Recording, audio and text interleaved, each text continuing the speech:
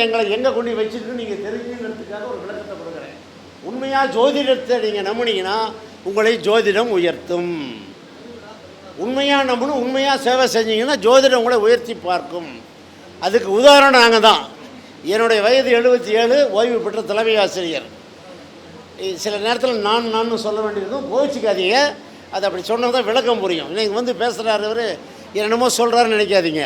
சில விஷயங்கள் சொன்னால் புரியுங்கிறதுக்காக உங்களுக்கு ஒரு 2 நிமிஷம். 50 ஆண்டுகள் சபரிமலைக்கு செல்லக்கூடிய ஒரு வாய்ப்பை ஐயப்பன் அருள் கொடுத்துருக்கின்றார் எங்களுக்கு. அதுவும் இல்லாமல் 50 ஆண்டுகள் ஜோதிடத்துறையில் 50 வருஷமாக இருக்கிறோம். நாங்கள் 50 ஆண்டுகளாக நிச்சயம் சேவை பண்ணிகிட்ருக்கோம். எங்கள் குருநாதரெல்லாம் இறந்துட்டாங்க, மெட்ராஸில் இருந்தவங்கலாம். அவங்ககிட்டலாம் ட்ரைனிங் ஆகி வந்திருக்கிறோம். இன்றைக்கி ஒரு நல்ல நிலைக்கு வந்திருக்கோம்.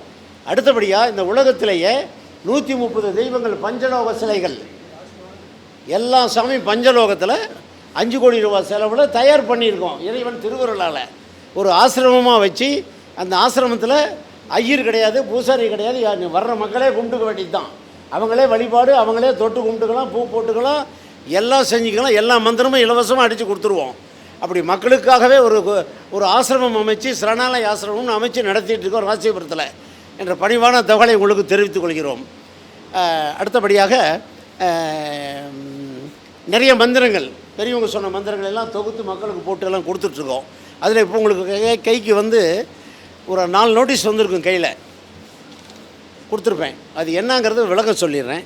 அப்புறம் இன்னொரு முக்கியமான விஷயம், அதாவது நம்ம ஜோதிடம் படிச்சுக்கிறோம். பெரியோர்கள் நல்ல புதிய கண்டுபிடிக்கல சொல்கிறாங்க. நமக்கு நிறைய விஷயம் வருது. நம்ம குலதெய்வ சகாயத்தில் நமக்கு அருள் ஆகுது சொல்கிறோம். அதெல்லாம் ஒரு நடைமுறை.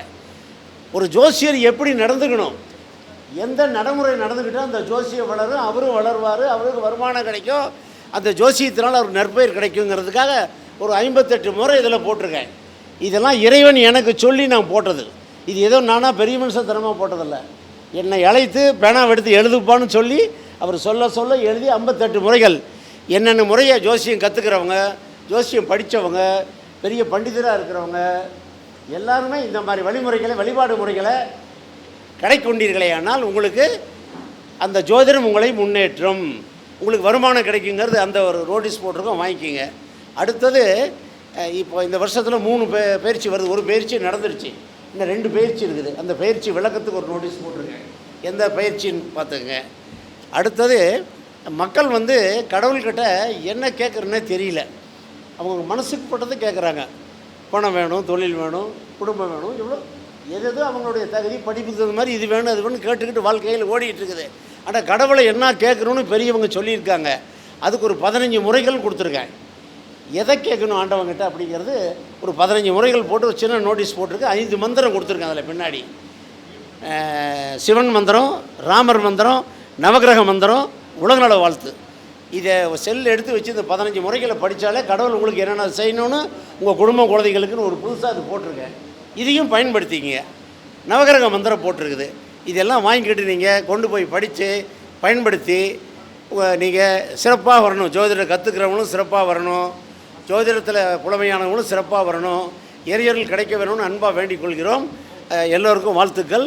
எல்லோரும் சிறப்படைய ஆனந்தமாக ஆண்டவனை வேண்டுகிறோம். எல்லாருமே வந்து ஜோசியத்தை விருப்பமாக பார்க்கணும். ஒரு ஏழை வருவான், பணக்காரன் வருவான், பணம் இல்லாத வருவான், சும்மா கூட ஒரு வந்தவனே அவனுக்கு ஆர்வத்தோடு நம்ம சொல்லணும். வந்துட்டாங்க இறைவன் கட்டத்தில் நம்ம சொல்லணும். நம்ம வர வேண்டிய தட்சணை வந்துடும். அந்த முறையில் பணத்துக்கு முக்கியத்துவம் தராமல் இறையர்களுக்கு முக்கியத்துவம் கொடுத்து, ஜோதிடத்துக்கு முக்கியத்துவம் கொடுத்து, எவ்வளோ சிரமம்னாலும் நீங்கள் ஜோதிடத்தை நீங்கள் கை கொண்டீர்களே ஆனால் வாழ்க்கையில் ராஜாசாமி மாதிரி இப்போ எங்களை போல இன்னும் எவ்வளோ பெரிய பெரிய மகானுபாவர்கள்லாம் வந்து பேசிட்டு போயிருக்காங்க, ஜோதிடத்தில் முன்னேறியவர்கள். அப்படிப்பட்ட நிலைக்கு வருவீங்கிறத பணிவாக உங்களுக்கு தெரிவித்து விடைபெறுகிறோம். அப்படியே ஒரே நிமிஷம் நம்மெல்லாம் கூடியிருக்கிறோம். இந்த நேரத்தில் உலகமெல்லாம் நல்லா இருக்கட்டும்னு கும்பிட்டோம்னா ஆண்டவன் சந்தோஷப்படுவார். நமக்காக சுயநலத்தில் தான் கும்பிட்றோம். அப்படியே எல்லோரும் அப்படியே என் கூட சொல்லுங்கள். உலகநல வாழ்த்து வேதாத்திரி மகிழ்ச்சி சொன்னது. உலகமெல்லாம் பருவமழை ஒத்தபடி பெய்யட்டும், உழவரெல்லாம் தானியத்தை உவப்புடனே பெருக்கட்டும், பல தொழில்கள் புரிகின்ற பாட்டாளி உயரட்டும், பகுத்துணர்வில் தொகுத்துணர்வு பண்பாட்டை உயர்த்தட்டும். கழகங்கள் போட்டி பகை கடந்தாட்சி நடக்கட்டும். கல்லாமை கடன் வறுமை களங்கங்கள் மறையட்டும். நல்வாழ்வை அளிக்கும் மெய்ஞான ஒளி வீசட்டும். நம் கடமை அறவாழ்வின் நாட்டத்தே சிறக்கட்டும். வாழ்க வையகம், வாழ்க வளமுடன், வாழ்க வையகம், வாழ்க வளமுடன். நிச்சயமாக நீங்கள்லாம் கடவுளுடைய குழந்தைகள், நானும் நீங்கள் எல்லாருமே. அதை முதல்ல மனசில் நினச்சிக்கணும். ஏதோ ஜோசியம் படிச்சோம்ல, கடவுளுடைய அவர் வந்து நேராக வர முடியாது கலியுகத்தில், நம்ம மூலியமாக மக்களுக்கு உதவி பண்ணிகிட்ருக்காரு. இதுதான் பொருள்ங்கிறத நினைவுபடுத்தி அன்புடன் விடைபெறுகிறோம். சந்தோஷம், மகிழ்ச்சி, நன்றி, வணக்கம். ஐயா ஒரு சரணால் ஐயா ஆசிரமத்திலிருந்து வந்து நமக்கு இவ்வளோ பெரிய பொக்கிஷத்தை கொடுத்துருக்குறாங்க. யாரும் ஒரு பேப்பர் கூட மிஸ் பண்ணக்கூடாது.